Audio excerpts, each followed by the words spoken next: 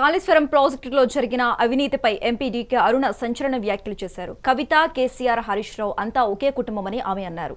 అవినీతిని కప్పిపూచి ప్రజలను తప్పుదోవ పట్టించే ప్రయత్నాలు జరుగుతున్నాయని ఆరోపించారు. అయితే సిబిఐ విచారణకు సిద్ధంగా ఉన్నామని, రాష్ట్ర ప్రభుత్వం సహకరించాలని డిమాండ్ చేశారు.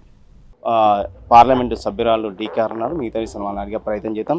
మేడం చెప్పండి మేడం, నిన్న అయితే కాళేశ్వరం పైన కూడా దాదాపు విచారణ చేపట్టి కూడా సిబిఐకి అప్పచెప్పింది తెలంగాణ రాష్ట్ర ప్రభుత్వం. దీని మీద చెప్పండి. ఇప్పుడు సిబిఐ ఎంక్వైరీ అనేది వాళ్ళు చాలా ఆలస్యంగా ఈ నిర్ణయం ఎందుకు తీసుకున్నారో ఫస్ట్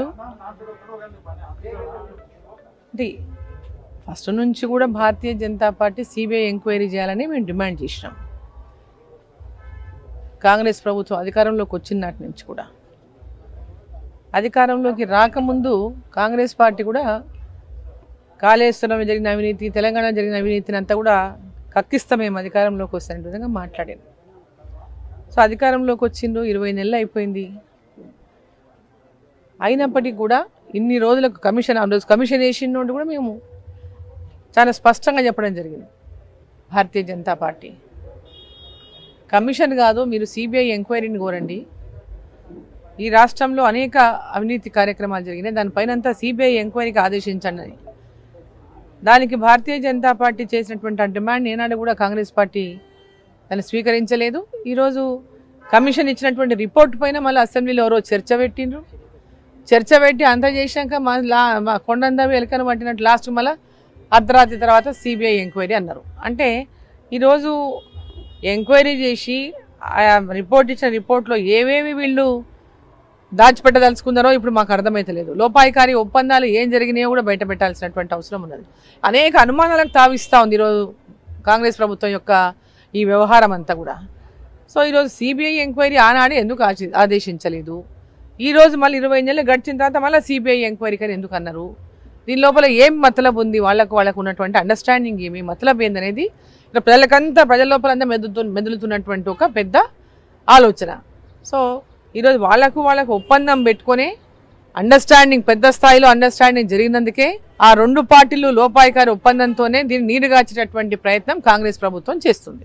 రైట్ మేడం, ముఖ్యంగా అంటే ఈ తెలంగాణ రాష్ట్ర ప్రభుత్వం కాళేశ్వరం సిబిఎం కేంద్ర ప్రభుత్వ సంస్థకి అప్పచెప్పాం.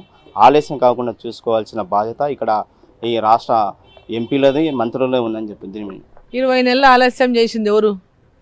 భారతీయ జనతా పార్టీ చేసిందా? 20 నెలల వరకు వాళ్ళు అధికారంలోకి వచ్చి 20 నెలల వరకు ఇప్పటిదాకా ఆలస్యం చేసింది వాళ్లే కదా. రైట్, ముఖ్యంగా మేడం నిన్న కవిత చేసిన కామెంట్లు విషయాన్ని చెప్తారు. కవిత చేసిన కామెంట్లు ఏమున్నాయి? కవిత చేసిన కామెంట్లు అవినీతి చేసినటువంటి మాట ఆమె చెప్తున్నది, అందరికి తెలిసిన విషయమే. ఆమె చెప్పినా చెప్పకుండా ఈరోజు తెలంగాణ మొత్తం కోడై కూస్తుంది, అవినీతి జరిగిందనే విషయం అందరికీ తెలుసు. ఆమె చెప్పిన దాంట్లో కొత్తదనం ఏం లేదు. వాళ్ళ కుటుంబానికే సంబంధం ఉందనేది స్పష్టం. ఇప్పుడు కేసీఆర్ కుటుంబానికి మొత్తం అవినీతితో, ఈ కాళేశ్వరంలో జరిగినటువంటి అవకతవకలు కానీ అవినీతి కానీ వాళ్ళ కుటుంబానికి అందరికి సంబంధం ఉంది. ఒకరో ఇద్దరు పేర్లు ఆమె చెప్తుంటే మొత్తం వాళ్ళ ఫ్యామిలీనే కదా ఈ రాష్ట్రాన్ని రూల్ చేసింది. వారికి అందరికి కూడా ఈ పాత్ర ఉంది దీంట్లో.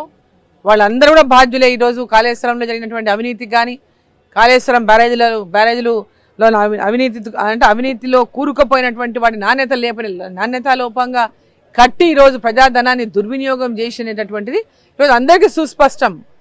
ఇప్పుడు ఆమె ఏదో డైవర్షన్ చేద్దామని పాలిటిక్స్ గురించి ఏదో మాట్లాడుతుంది, కానీ ఆమెతో పక్క ఒప్పుకుంటున్నట్టే కదా లెక్క. అందరికీ పాత్ర ఉంది దాంట్లో, కొందరికి ఉండదు పాత్ర, కుటుంబానికి అందరికీ పాత్ర ఉంది.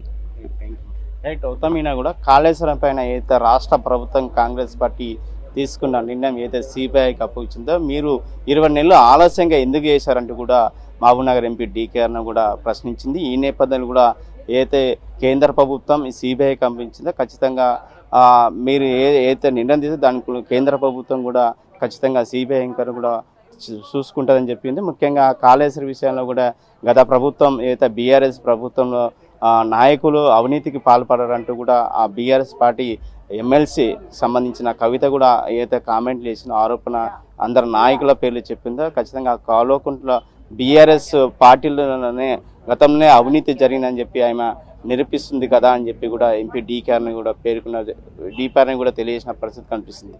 వీడియో జర్నలిస్ట్ సుదర్శన్తో మెగా 9 టీవీ, రామకొండ, మహబూబ్నగర్.